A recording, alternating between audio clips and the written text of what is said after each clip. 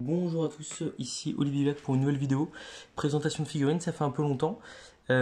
Aujourd'hui, je vais vous présenter une équipe que j'ai pas trop l'habitude de jouer. Je pense que je l'ai joué que plusieurs fois en match d'entraînement, donc autant dire que c'est pas énorme. Il s'agit de la Noblesse Impériale, un roster qui a pas mal de potentiel, je trouve, mais euh, qui est parfois difficile à optimiser. Et on peut le voir d'ailleurs, les chiffres ne mentent pas. Je crois qu'il n'y a aucun joueur au monde qui a dépassé les 200 points à la NAF. Certes, c'est un roster dont le potentiel est, dont le potentiel est comment? Dont le potentiel est selon moi assez grand, mais il a deux gros défauts principaux. Le premier, c'est les relances qui coûtent extrêmement cher, 70 000. Et le deuxième, c'est les, euh, les trois quarts de base. Donc là, on les voit sur l'image, qui ont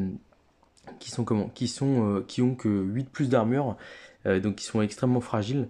Et malgré qu'ils aient parade, qui est une compétence qui est toujours très intéressante, c'est un peu difficile parfois de les protéger. En ligue notamment, alors on a vu l'an dernier en Lutèce, il y a une équipe qui a réussi à se glisser en finale, mais en Lutèce c'est pas forcé, enfin l'équipe est très dure à faire plexer. En fait on a donc moi les 4 joueurs que j'adore, donc là c'était les trois quarts hein, qui sont vraiment très jolis. Je me permets d'ailleurs, je vais vous présenter Mathieu, qui est mon peintre, qui m'a peint le plus d'équipes que j'ai en stock. Mon rêve, c'est d'avoir les 26 équipes peintes et j'espère les présenter toutes sur la chaîne. Mais ouais, donc je vous mettrai d'ailleurs son lien en Instagram si vous souhaitez voir ses photos ou même ou même pourquoi pas lui demander une prestation, un truc comme ça, parce que là actuellement il est en train de me peindre plusieurs équipes que j'ai hâte de vous présenter. Donc là on a les bodyguards, faciles à reconnaître avec les trois plumeaux. Les trois plumeaux. Il y en a deux en plus qui ont un petit embonpoint assez marrant, et les deux autres qui ont une posture un peu plus dynamique. Donc les 4 bodyguards, on le rappelle, c'est comme les autres joueurs, c'est 6 de mouvement, 3 de force. Par contre, là où les autres joueurs ont stabilité, ceux-là ils ont lutte lutte. Là où les autres joueurs ont parade et 8 plus d'armure, eux ils ont lutte, stabilité et 9 plus d'armure. Donc ils sont beaucoup plus solides. Stabilité, c'est une compétence qui est, je trouve, encore plus ennuyante que parade.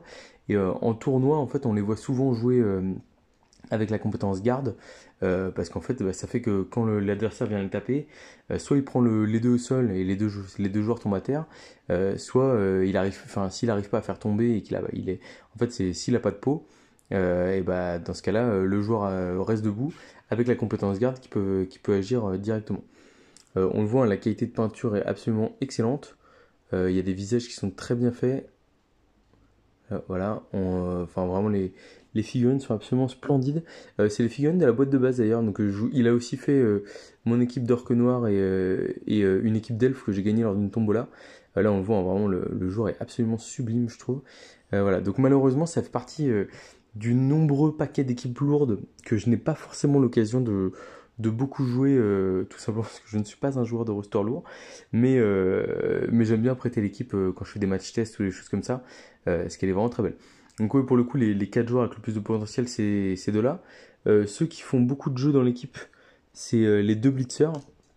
Donc hop, je les ramène. Alors ils ressemblent beaucoup aux lutteurs, les gardes du corps, mais la grosse différence, c'est qu'ils ont ce superbe plastron.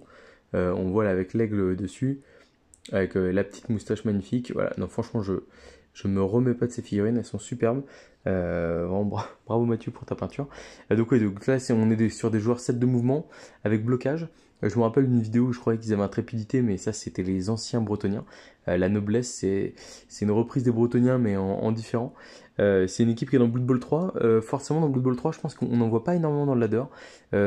Moi, c'est une des rares équipes que j'ai dû redémarrer pour faire un guide parce que trop dur à jouer. Je crois que j'avais essayé sur une saison de commencer à les jouer et j'ai vite arrêté parce qu'en fait c'est très très dur à monter. En gros, en fait, les deux chevaliers là, enfin les deux blitzers nobles aspirent toute l'expérience et les 4 lutteurs ici, bah, en fait ils sont très forts mais ils sont très durs à faire pexer parce que quand vous avez lutte, vous faites pas forcément tomber non plus à chaque fois et en termes d'expérience, bah, en fait vous voulez leur mettre garde en première compétence et puis bah après voilà vous êtes bien. Un troisième défaut qu'a le roster pour moi, c'est que en termes de jeu de ballon, contrairement à des humains qui ont un excellent passeur, là on a des passeurs enfin des passeurs humains qui sont moins bons que les passeurs classiques.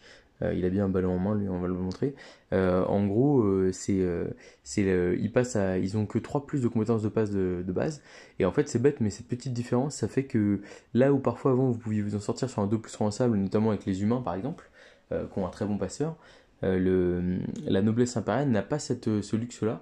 Et en plus, ils n'ont pas la compétence précision, ils ont une compétence qui est un peu. C'est la libération. J'ai plus le nom français, libération contrôlée. En gros, ce qui se passe, c'est que vous pouvez déposer la balle sans faire de turnover une fois par tour. Alors, ça peut être très sympa. C'est-à-dire que vous avancez de 5 cases, vous posez la balle et vous continuez votre mouvement. Mais globalement, c'est quand même hyper situationnel. Pour l'instant, j'ai pas vu de joueur qui arrivait à optimiser le potentiel de la compétence, même si c'est possible. C'est tout de même possible. Heureusement, le roster peut avoir un peu de punch avec un ogre. Ogre que vous avez déjà vu, je crois, sur la vidéo Halfling. Il m'a servi de superstar pendant toute la saison, donc je l'ai beaucoup vu sur le terrain. Il a incarné notamment The Glabet à multiples reprises. Alors, si j'arrive à avoir une image un peu nette, voilà. Bon, bah, il est magnifique aussi, lui, hein, donc c'est pour ça que je l'ai joué Oh, le visage est sublime, on le voit là. Donc, je l'ai joué toute la saison.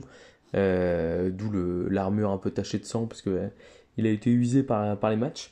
Mais voilà, donc l'ogre qui apporte un peu de punch au roster, mais comme le roster est globalement assez cher, il n'est pas forcément facile à caser. Donc comme je le disais, en ligue, je conseille très peu ce roster. Même si Ashram qui a réussi à faire des miracles avec en ligue lutétienne, globalement le roster est dur à faire pexer. Les morts se font très mal. Et en plus, on a deux aspirateurs à XP. Il y en a un qui s'est caché ici et l'autre qui s'est mis ici. Voilà, donc pas forcément très facile à jouer.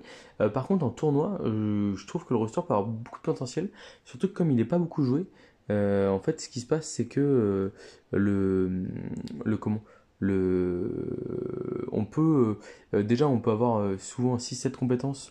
Donc il y a des gardes à mettre de partout sur les gardes du corps, et en plus on peut avoir des blitzers par exemple avec esquive ou avec quelques compétences utiles. Et en plus de ça, en tournoi, on peut jouer une star. Donc il y a The Glabet qui va très bien avec cette équipe, qui peut remplacer l'ogre d'ailleurs, en plus stable. Ou alors il y a mon chouchou, le seul champion que je possède 2 fois en figurine.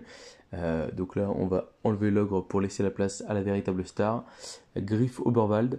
La figurine de la boîte de base est vraiment très très sympa, je trouve, avec cette pose un peu leader, avec l'aigle dessus, le casque. Alors il n'est pas hyper imposant, mais il a quand même une classe de fou. Voilà, on le voit, encore une peinture nickel.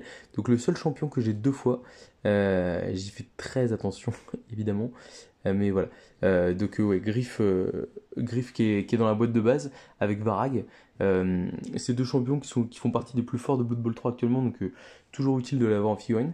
La boîte de base qui est vraiment, alors je me rappelle plus combien je l'avais payé à l'époque, mais qui contient les 2 équipes, la boîte de base, le terrain classique là qu'on peut voir, hop, mais là, le terrain en carton qu'on peut notamment qui est très très bien à transporter, etc. Voilà, donc c'est vrai que la boîte de base, si vous ne l'avez pas et que vous voulez démarrer Blood Bowl, c'est vraiment une grosse plus-value. En plus, les figurines sont assez faciles à monter.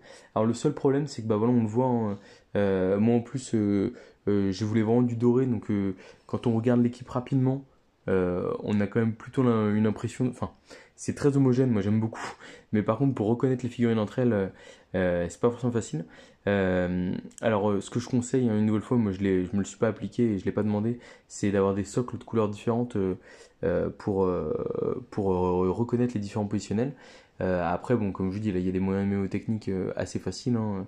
Les 3 plumeaux, on sait que c'est les gros, enfin c'est les meilleurs joueurs. Donc, et après, ceux qui ont des plastrons, c'est les blitzers, et ceux qui n'ont pas de plastron, bah, c'est pas les blitzers. Mais bon, c'est vrai que des fois, le joueur il va être par terre ou choses comme ça, et ça peut être pas simple à reconnaître. Même les 3 quarts, on voit, ils ont 2 plumeaux, mais ils ressemblent quand même un peu aux autres. Donc voilà, enfin, quand on met par exemple un bodyguard à côté, là on met un bodyguard à côté d'un lineman, la posture est globalement la même. Il y en a un qui a 3 plumeaux, l'autre qui en a 2, mais c'est vrai que sinon il y a quand même pas mal de ressemblances entre les deux. Donc là-dessus, voilà. On voit le petit logo Cocoripo floqué sur mon terrain derrière, superbe. Et puis le logo Chicas Prod aussi. Alors pour le coup, ces figurines, il ne les fait pas parce que c'est des figurines de base Games, mais il fait quand même beaucoup d'autres équipes qui sont plutôt pas mal du tout. Voilà, j'ai hésité à vous présenter les orques noirs en même temps, mais je pense que les orques noirs, je vais les doubler plutôt avec des bas-fonds, parce que j'ai les gobelins qui font socle commun aux bas-fonds et aux orques noirs. Donc c'est la seule équipe que je vais mixer un peu, et, euh, et je pense que j'aurai deux figurines de gobelins pour mon équipe de gobelins. Voilà. Mais donc roster mal aimé un peu, hein, je pense pas énormément joué. Pour moi, il y a beaucoup de potentiel. Après, il faut réussir à trouver, je pense, en fait, par exemple, typiquement, les quatre bodyguards qu'on voit ici, euh, la question c'est combien de gardes on joue dessus, par exemple. Tout simplement parce que quand on est en tournoi, il y a vraiment le problème de se dire, enfin, mettre 4 gardes, ça assure beaucoup de puissance contre les lourds. On a déjà les 4 luttes, donc on peut lutter contre les bludgers légers. Mais le problème, c'est qu'on peut quand même rapidement se reprendre de vitesse. On a que 2 joueurs à 7 de mouvement dans l'équipe. Voilà. Je pense que le roster est vraiment fort quand on met une star dedans. À voir si Bogalante va ressortir, parce que c'était un griffe du pauvre, on va dire, mais qui coûtait aussi un peu moins cher, qui allait très bien avec la noblesse. Mais à voir si c'est possible ou pas. Bon, le passeur, de toute façon, il va pas être up. Donc, pour l'instant, le passeur, malheureusement, il est bon que à porter la compétence chef. Bon, ce qui est déjà pas mal hein, dans l'équipe, surtout vu le prix des relances. Mais c'est vrai que ouais, le prix des relances plus les 3 quarts qui ont 8 plus d'armure, ça fait qu'en fait, pour un roster lourd, on le voit, hein, les morts-vivants, euh, comment, les orques, les nains, vous avez des 3 quarts de base, enfin les joueurs de base se font sortir difficilement. Là, le problème, c'est que sur une loss, avec 7 d'armure, vous affrontez par exemple des elfes noirs avec un ou deux assassins ou des scaven, trucs comme ça. En fait, il y a de grandes chances que vous soyez en infériorité numérique dès le tour 1, et bah, derrière, vous ramez derrière, quoi. Donc l'équipe, coup de cœur pour elle, c'est des sortes d'humains. Alors après, c'est vrai que moi, je préfère les humains classiques. Mais pour le coup, il y a vraiment une possibilité de, de s'éclater avec cette équipe. Je pense que surtout, en plus, il y a vraiment un potentiel à découvrir. Je sais qu'on a Slad Mortis, notamment un Parisien, mais qui joue pas en UTS. Quoique, je crois qu'il va revenir l'an prochain. Qui les a pas mal joué en tournoi. Je pense qu'il voit le potentiel du roster, mais il dit aussi que bah, il a des grosses limites. Et en fait, je pense que voilà, faut trouver les conditions dans lesquelles jouer. C'est pareil, le réflexe, c'est de mettre esquive sur les deux blitzers là, dont on a parlé. Où il est mon deuxième plastron? Il est là. Voilà. Voilà. Le truc, c'est que mettre esquive, donc ça fait qu'on a des joueurs 7 de mouvement avec bloc et qui se déplacent à. En plus, je crois que oui, ils ont réception, si je dis pas de bêtises. Donc ils ont quand même des potentiels, du potentiel pour jouer le ballon. Mais après, à côté de ça, est-ce qu'une frénésie pour jouer avec les gardes ou même une châtaigne ou un tacle sont peut-être pas plus adaptés pour le roster. Pareil, on peut discuter aussi de l'ogre bloc qui va mettre du punch dans le roster. Le problème, c'est que quand vous avez un mauvais match de log qui va faire 4-1 pour s'activer dans le match, notamment des moments où il peut taper, bah, vous le regrettez. Donc c'est vrai que pour l'instant, à part en jouant The Glabet ou mon chéri Griffo Borvald, ça me paraît difficile d'avoir le roster compétitif, mais je pense que tout n'a pas été fait sur les compétences, parce qu'au final, peut-être que ces 4 gros, on peut peut-être s'en sortir avec seulement 2 gardes, et utiliser les compétences sur les autres joueurs. Par exemple, jouer à 14 avec des joueurs déloyaux et des joueurs déloyaux notamment, ce qui permettrait de faire pas mal de dégâts dans les équipes adverses. Et vous, bah, c'est pas grave si vous encaissez 2-3 sorties et vous faites expulser un mec, vous êtes toujours à 10 ou 11 à la fin, et l'adversaire potentiellement est beaucoup moins. Donc ouais, peut-être oui, ouais. Je pense que l'un des autres défauts du ressort, c'est un manque de punch. Parce que c'est vrai que si tout repose sur l'ogre, qui peut être débile, qui a pas forcément bloc, c'est compliqué. Là, je l'ai pas mal évoqué en mode tournoi, mais c'est vrai que on a comment? On a le roster, enfin, vraiment, le roster, en fait, il se joue comme du lourd, mais ils lui ont mis certains défauts que du lourd n'est pas censé avoir. Je profite pour montrer le joueur avec sa petite pipe ici, là. Si on arrive à avoir une netteté un peu qui est pas trop mal non plus, hein. Enfin vraiment, ouais, donc bah, j'en parle vite fait parce que vous allez avoir l'occasion de le redécouvrir dans d'autres vidéos, mais Mathieu vraiment sur la peinture, pour le coup enfin Mathieu et Denis c'est les deux plus gros peintres de mes équipes, et c'est vrai que Mathieu il m'a fait les équipes de base. J'ai hâte de vous présenter le reste de son travail, parce que c'est vraiment du très très beau boulot. Et pour le coup, bah, c'est vrai que même si on joue pas l'équipe, je vous me prendrai un jour en photo la vitrine que j'ai pour être les figurines. C'est vraiment pas mal d'avoir des très très belles équipes. Et puis en plus, je pense que typiquement, c'est le genre de roster. Là, j'ai beaucoup mangé des Skaven parce que il le fallait pour la Coupe du Monde et pour les différents euros et les différentes échéances qu'il y a eu. Mais il se pourrait que je laisse un peu le roster de côté pour savourer le place de numéro 1 mondial. Et c'est vrai que c'est un roster qui pourrait m'intéresser pour faire quelques tests. Et puis bah, forcément, quand on a une belle équipe à jouer, ça fait réfléchir, quoi. Voilà. Sur ce, je vous laisse. J'espère que cette présentation d'équipe vous a plu. On fait un dernier gros plan sur El Famoso Grifo Barwald. Et puis bah, je vous dis à très bientôt pour de nouvelles vidéos.